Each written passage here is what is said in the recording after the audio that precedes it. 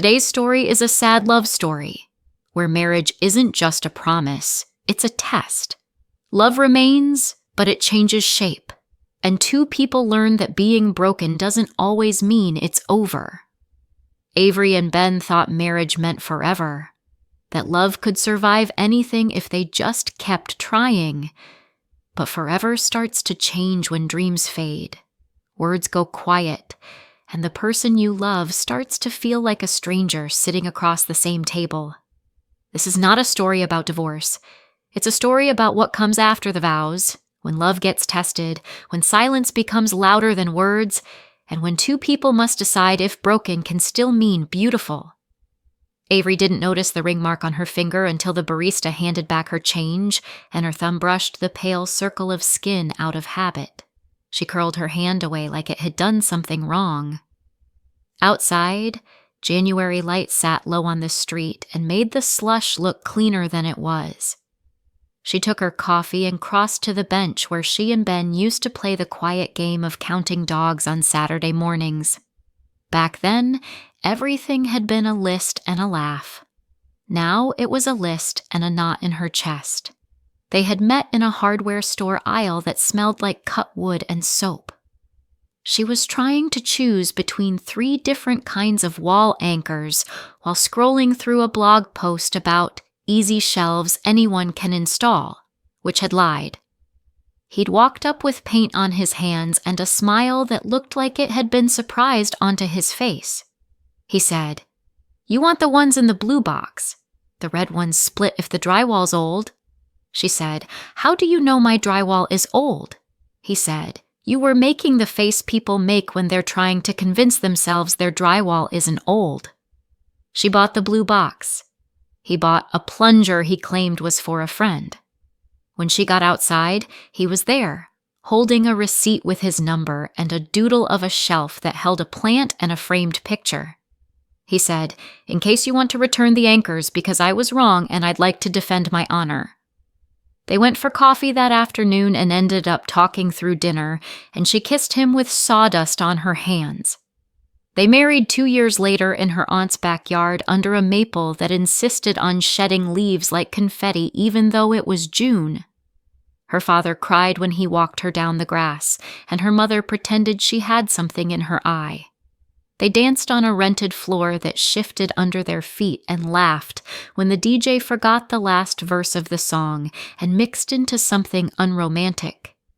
After everyone left, they ate cake with forks standing at the kitchen island. Her dress hiked to her knees, his tie shoved in a pocket, both of them stupid with happiness and sugar. He said, "Let's promise to keep choosing each other even on days when it feels like work." She said, "That's the only kind of promise I know is real. They were poor in the way you are at the start when all your money goes to rent and groceries and the cheap frame you buy to make a place feel less temporary. Their apartment had a door that stuck in summer and radiators that hissed in winter like something living was trapped inside. They loved it like a pet. On Friday nights, they made nachos and watched cooking shows to learn new ways to burn chicken. Saturdays, they walked to the farmer's market and bought lemons because Avery liked how they made the kitchen smell right, even when nothing else did. Ben built her a shelf that was somehow both crooked and perfect. She put a fern on it and a photo booth strip from the night they'd accidentally wandered into a street fair and kissed each other 4 times with 4 different kinds of certainty. When they fought, it sounded like weather. There would be a pressure change, a sweat of warnings, a crack of thunder about the thing that wasn't really the thing. They learned to stand inside storms with umbrellas made of sorry. They got good at saying the apology that belonged to them without taking the one that didn't. They kept count of dry days, not wet ones. They believed that made them wise. In their 3rd year, they started trying to have a baby. They did it the way you plan to do anything important, with lists and apps and quiet optimism. When the doctor said it might take time, they nodded like students. When it kept taking time, they tried to be gentle with each other even when their insides felt scraped. Avery started to measure herself by calendars and blood. Ben started to fix small things in the apartment he'd been living with for years. The cabinet door that squeaked, the window that stuck, the tiny chip in the mug she always used. He glued it and turned the crack to the back so she wouldn't have to see it. She saw it anyway. Some mornings she touched the line and told herself that mending was a kind of love, even when you could still feel the seam. The first miscarriage was a bright grief that arrived in a cold waiting room. The second came quietly at home, a sadness they didn't show to anyone else because they didn't know how to hold grief and other people's faces at the same time.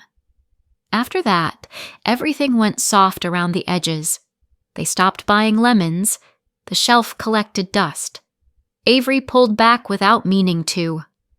She went to bed earlier, kept conversations shallow because deep water scared her. Ben stayed up later, made lists he didn't finish, left half-open tabs in his brain. He learned to tell jokes that were short enough to avoid dangerous turns. She learned to smile with just her lips. They still loved each other. They just forgot how to look like it. Then there was the night of the phone left face up on the couch.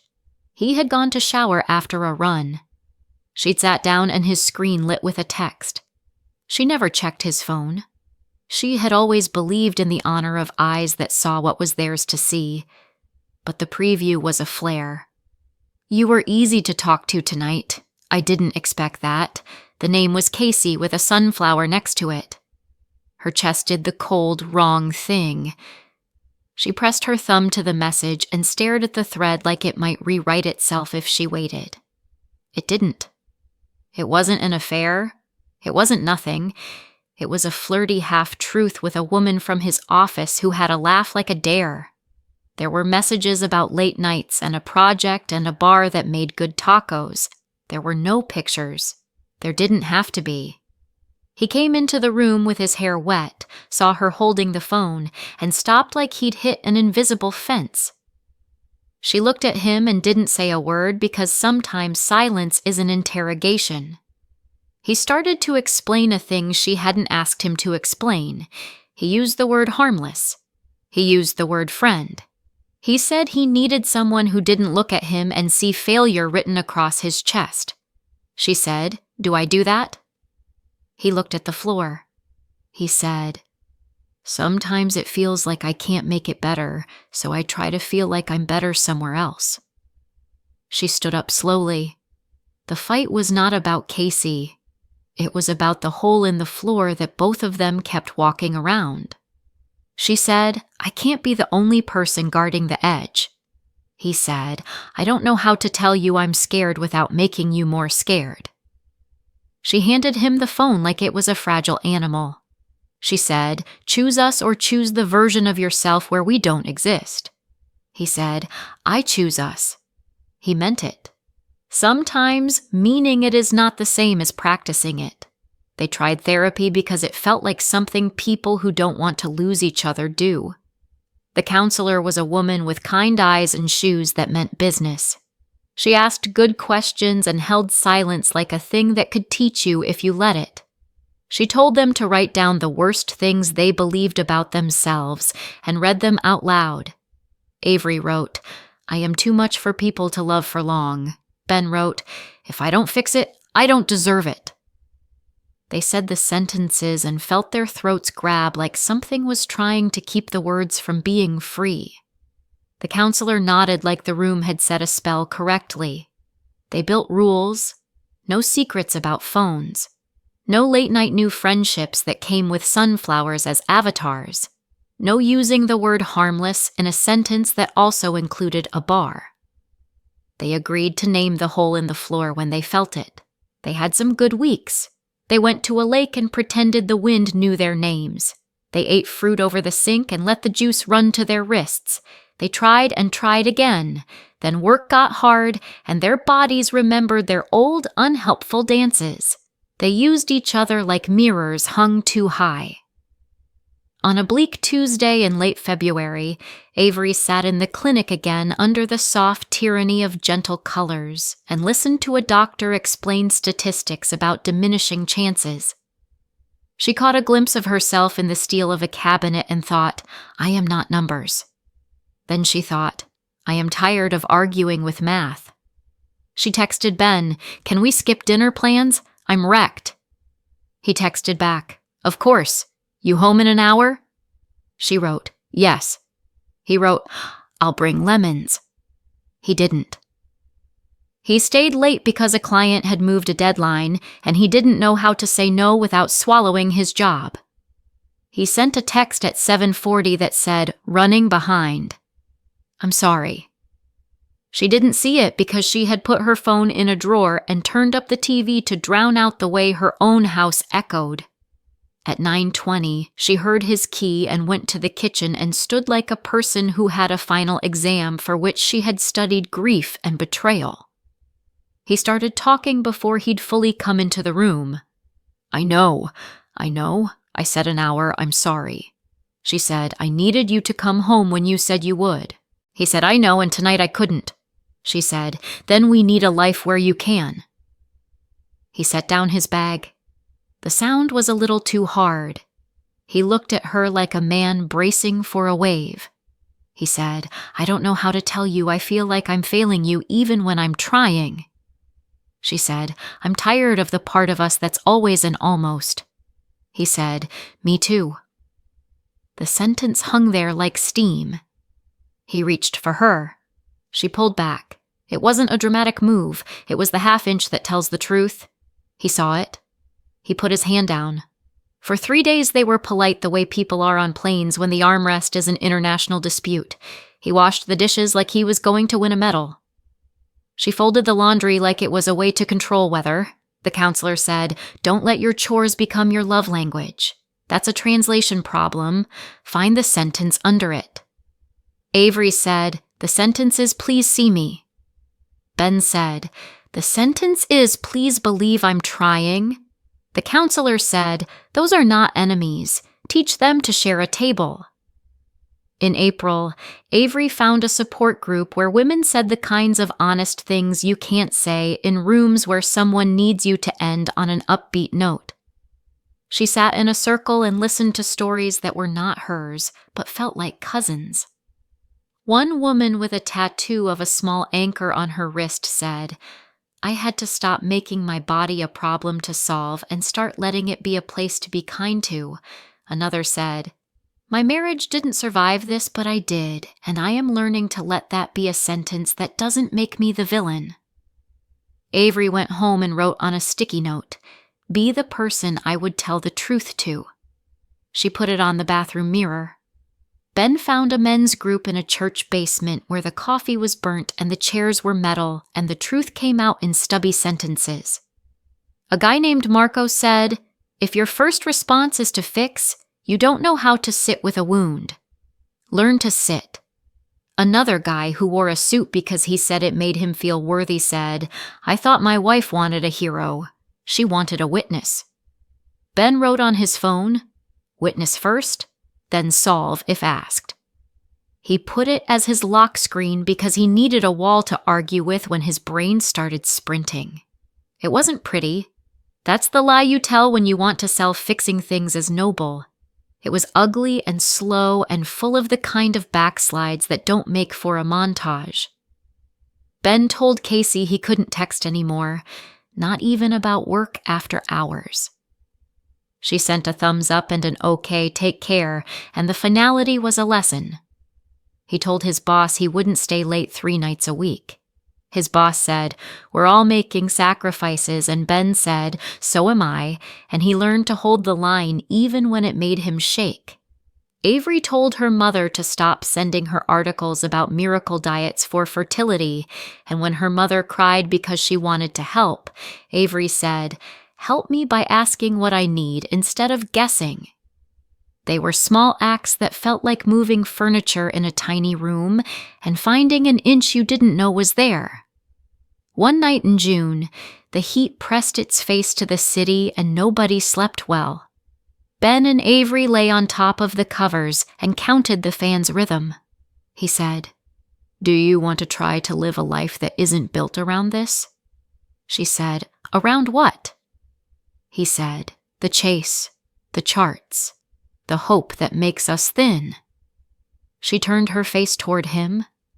He was a shape in the dark that she knew better than her own name and sometimes less. She said, "I don't know how to want something else." He said, "Maybe we start by wanting mornings that feel like mornings, not tests. We could foster. We could not. We could travel to a place we haven't promised with a picture yet. We could adopt a ridiculous dog." She laughed in a way that sounded like a start. She said, "What if we fail at that too?" He said, "Then we learn to fail together without turning each other into homework." They made a list that night with the lamp on and the pen running out of ink. It wasn't a plan. It was a menu. Ways to live if the center of the circle isn't a baby. Learn to sail badly. Take a pottery class. Host Sunday dinners even if the table is small. Get a dog with a face that looks like it owes someone money. Drive until the radio static wins. Go to therapy even when we think we're fine. Tell each other the ugly thought before it becomes a secret. They taped the list to the inside of a cabinet door because they didn't want it to be a decoration. July brought heat and the kind of storms that shake the windows. They argued twice about stupid things, like a dish left to soak too long and a joke told at the wrong moment. They learned to call a timeout without humiliation. They learned to come back to the room with less armor. Ben started cooking on Wednesdays because Wednesday had become the night Avery sat on the couch and stared at the middle distance. She said, "The one that threatened to drop a plant on our heads for 2 years?" He said, "That one. You want to build a new one." She said, "You want to do it right this time." He said, "Let's do it honest this time. If it's crooked, we hang something that likes crooked." They spent a Saturday at the hardware store arguing charmingly in the wood aisle like the couple they had once judged for being too cute. They bought a level even though they knew the universe likes to move the line when you aren't looking. They went home and measured twice and cut once and still had to cut again because reality. They built a shelf that was straight enough. They put on it the photo booth strip and a mug with the mended crack facing out, and a small bowl they'd made in pottery class with gold seams that caught the light. Spring rolled in with rain that cleaned. Avery planted herbs in the window and named them like pets. She called the basil Henry because it was dramatic. Ben took an extra hour each Friday and didn't apologize for it. He and his boss had a conversation that ended with the word boundary in it, and no one died. They started biking after dinner in the kind of light that makes everything look like it wants to be forgiven. They said hello to a teenager who practiced trumpet on his stoop until he learned embouchure like a spell. They pressed their shoulders together when they crossed streets, even when there was no traffic, because that's what their bodies did when they were trying to remember they were on the same side. In May, an adoption agency sent a brochure that didn't promise anything but did say things like process and timeline and training. They read it out loud, taking turns with paragraphs like they were passing water. Avery said, "Even if we never send this in, I want you to know reading it with you makes me feel like my ribs have space." Ben said, "Even if we never send it in, I want you to know I'm not scared of the kind of hard that builds something true." They put the brochure in a drawer with their passports and the photo of the lopsided sand tower. It didn't disappear. It didn't run their lives. It was there, like weather on a distant map. That summer, they took the pottery class that had lived on their cabinet door menu. The studio smelled like wet earth and patience. The teacher was a woman with gray hair braided down her back who said, "Don't rush the rim. If you rush the rim, the bowl collapses." Ben rushed the rim twice. Avery laughed once and then didn't when she saw his face fall. She touched his wrist and said, "We can be bad and still be people." On the third try, his bowl stood. It was heavy in the way beginnings are.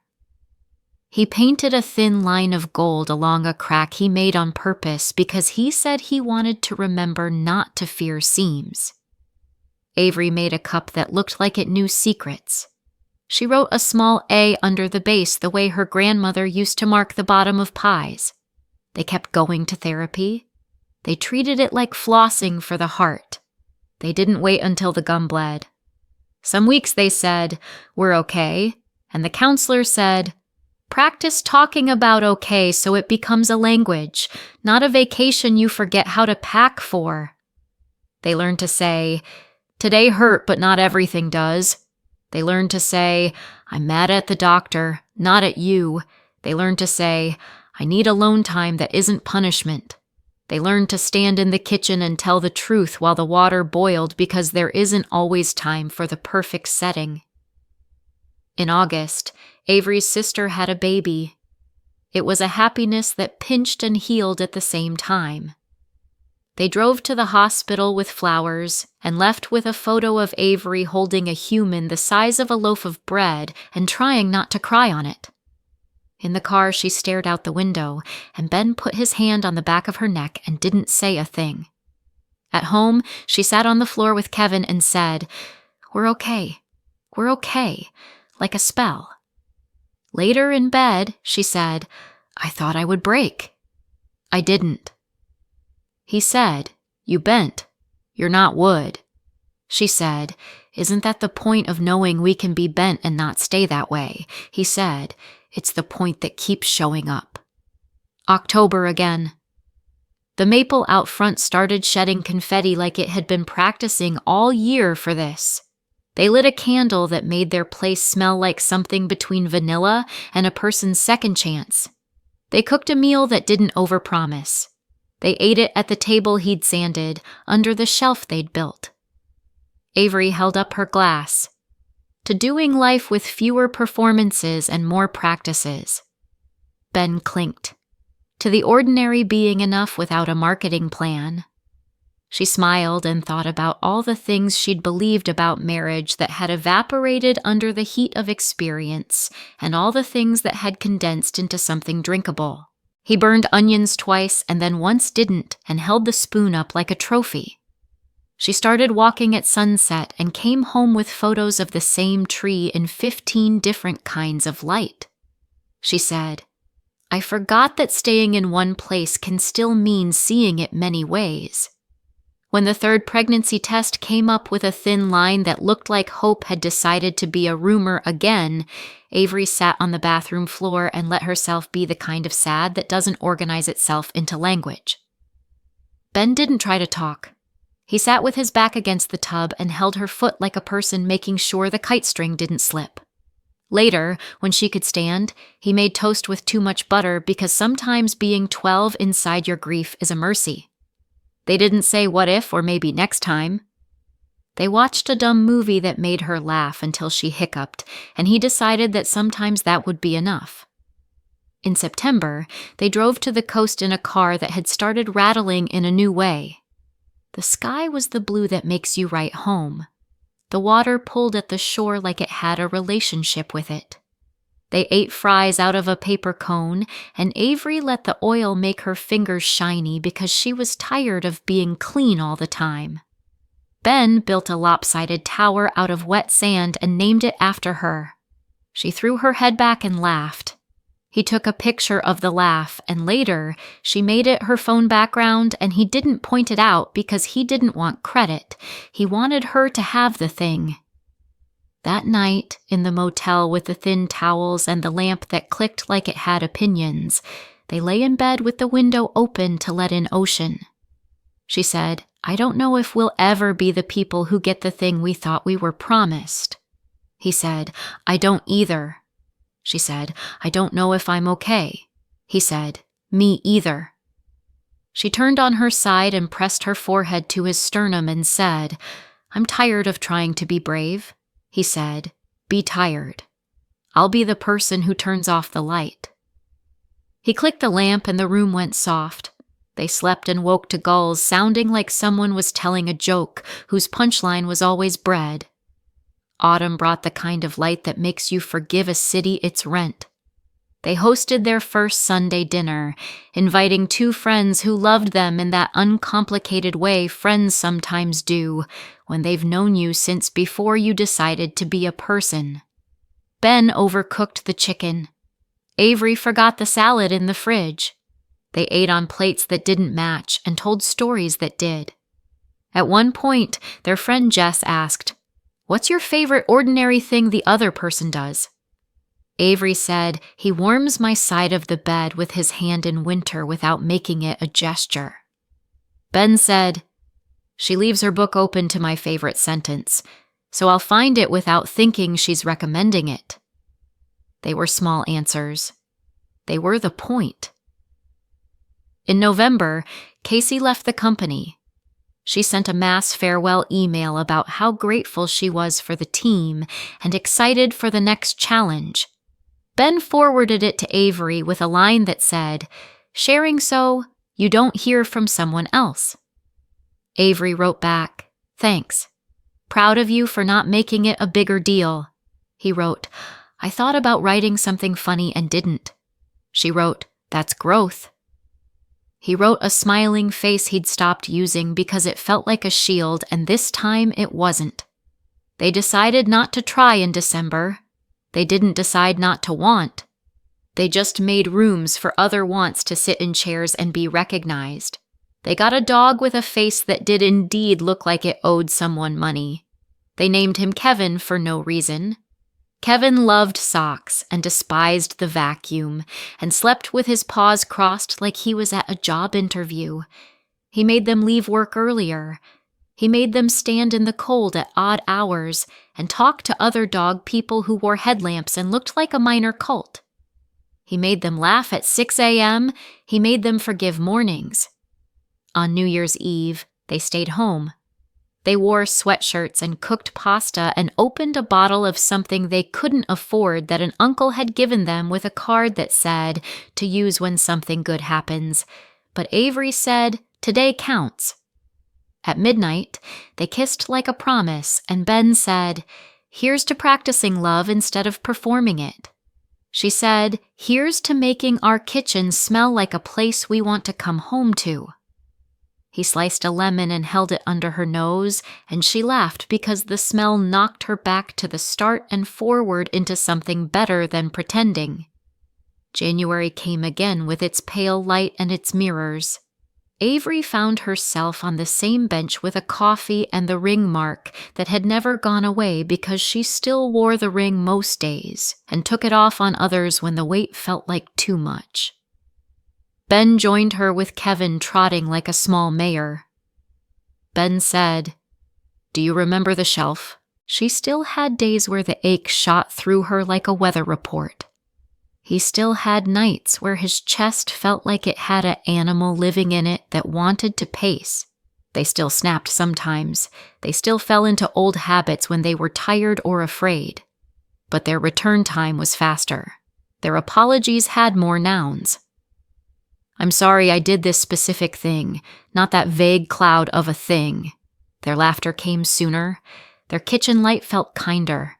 They didn't send the adoption brochure that fall. They didn't throw it away. They sat with it like you sit with a friend who isn't at their best and you don't need them to be yet. They volunteered once a week at a community center reading with kids who were learning to love words.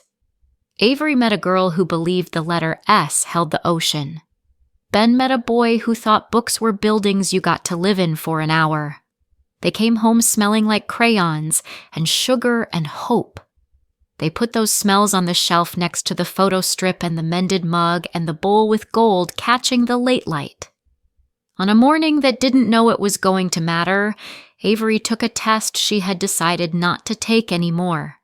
It came back with a line so clear it looked like a joke. She set it on the edge of the sink and walked into the living room and sat down and laughed and cried at the same time, which is a sound you can't prepare for. Ben walked in, saw her face, looked at her hands, looked back at her face, and sat down without asking a question because some answers walk into rooms without knocking. He smiled a careful smile, the kind that holds the fragile thing with both hands. She said, "I don't know what to do with this." He said, "We breathe. Then we call a doctor. Then we breathe again. Then we keep being us, no matter what that line thinks." They decided not to tell anyone until they felt like they weren't holding a soap bubble. They went to appointments and watched dots move on screens and learned to love the sound of a heartbeat that made their own go off beat. They spoke to each other softly the way people do around sleeping babies, even before there was one. They didn't buy anything. They bought one thing, a small pair of socks that looked like they were for a doll. Avery kept them in a bowl on the shelf and touched them like a rosary. At 14 weeks, there was a scare, the kind that empties your bones and fills them again. They sat in a dim room while a nurse did the thing nurses do, which is hold terror like it isn't new to the world. Everything turned out to be okay. They walked to the parking lot holding hands like they had been told to do so by a manual. In the car, Ben put his head on the steering wheel and cried the cry he hadn't let out for 3 years. Avery put her hand on his back and said, "I know you've been trying to be a wall," he said.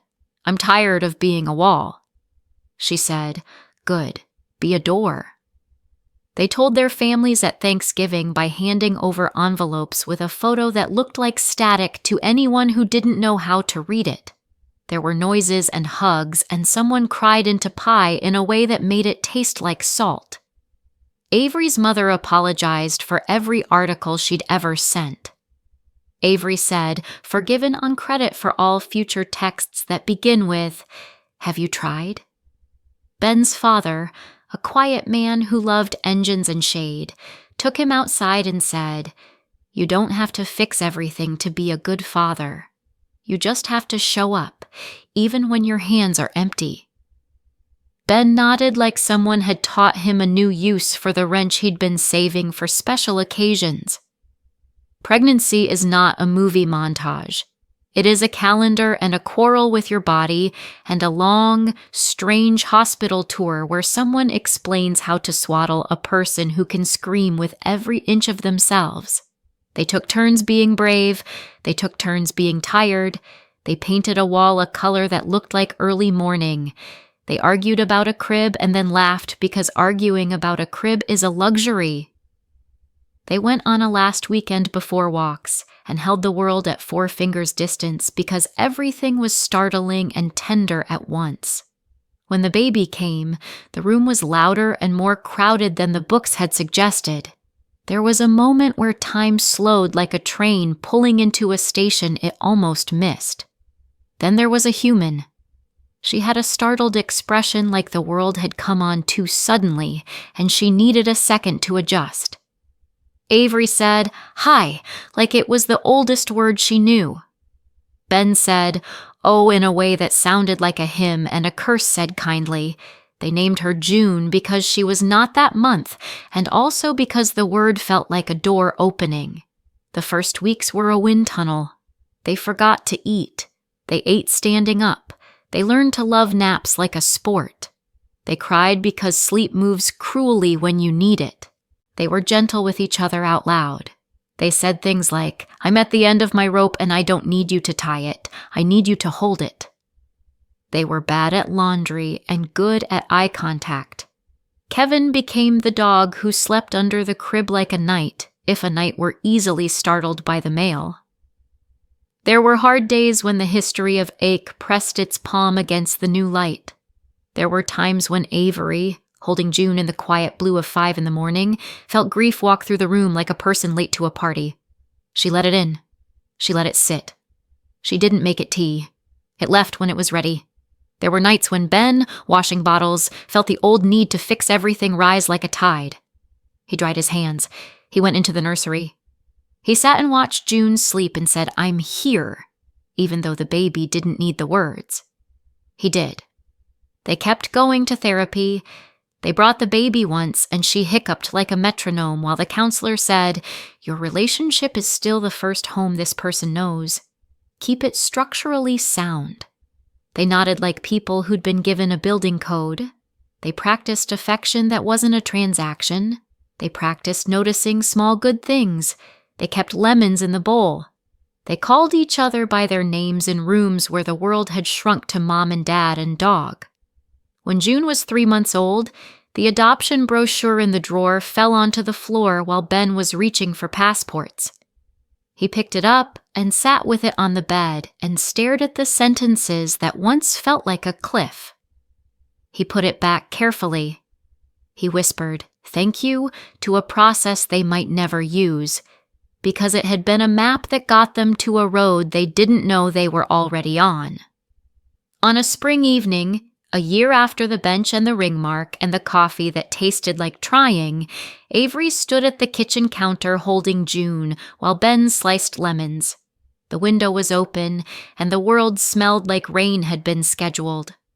She looked at Ben and saw the man from the hardware store and the man who had said harmless when he was scared, and the man who had learned to sit with a wound, and the man who had cried into a steering wheel, and the father who warmed a tiny onesie on a radiator because June hated cold clothes. She said, "Thank you for not making me be brave alone." He said, "Thank you for not asking me to be a hero, just a person." They ate dinner in shifts because the baby believed chairs were for quitters. They put her to sleep and she didn't. They tried again and she did. They sat on the couch and listened to the building breathe and the city put its dishes away. Avery leaned into Ben and said, "I thought we had to become different people to survive us." He said, "Turns out we just had to become more of the people we promised to be at the start." She said, "Which was what again?" He said, "People who keep choosing, even when it feels like a job." She smiled without trying to be an advertisement for happiness. She said, "Then set the alarm." He said, "Consider it set." Life kept doing what life does. June got sick once and it made the apartment feel too small to fit fear and a humidifier. She got better, and the world ended and resumed in the space of a weekend. They made a new shelf because the old one had started to bow under the weight of all their truths. Ben taught a neighbor kid how to use a drill and felt useful in a way that didn't need applause.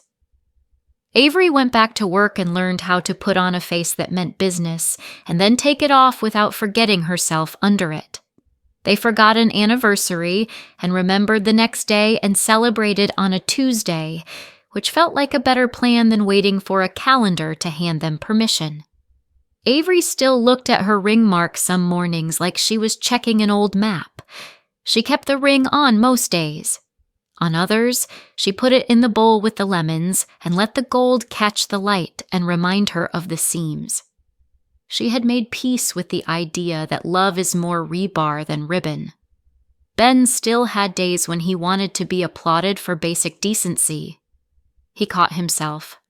He watered the basil and texted Avery a bad joke and left his shoes by the door like a man who knows he lives with other people. They never told June the story with a moral. They told her the version with weather. Sometimes our house had storms.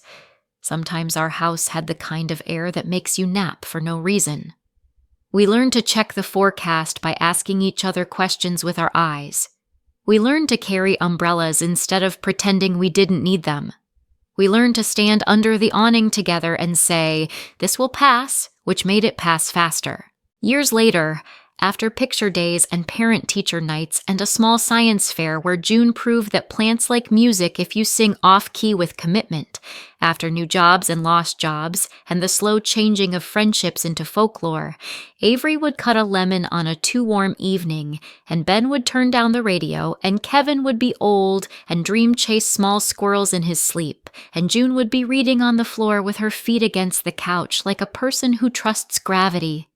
Avery would think about the woman on a bench who didn't know if she was made for the life she had, and the man who was scared to say the wrong thing, and the space between them that had felt like a canyon. She would look across the room now and see a person smoothing a wrinkle in a tablecloth like that was a way to honor a day. She would say, "Hey." He would say, "Hey." It would be the oldest conversation in the world. It would also be new. She would lift her glass. To the ordinary, he would lift his, to the practice.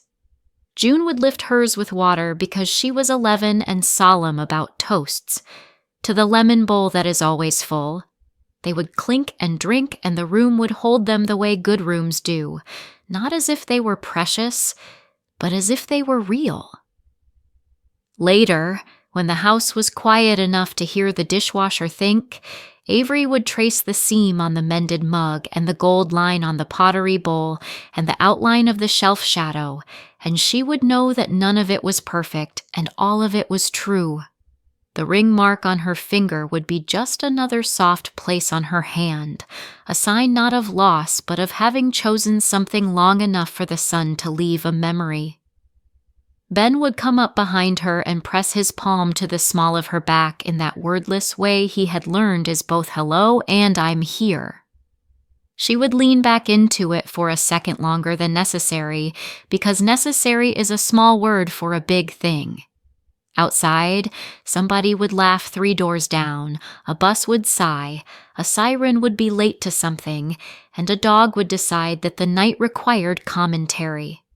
Inside, a woman and a man who had not become different people, only more themselves, would turn off the kitchen light, check on a sleeping child, pick up a sock Kevin had abandoned for art, and go to bed. They would sleep under a roof that had learned to hold rain and under a story that had learned to hold them. When the morning came, as it does, with no promises and all of them, they would wake and start again, not because a movie said they should, but because they had made a life where starting again was just what love looked like in practice.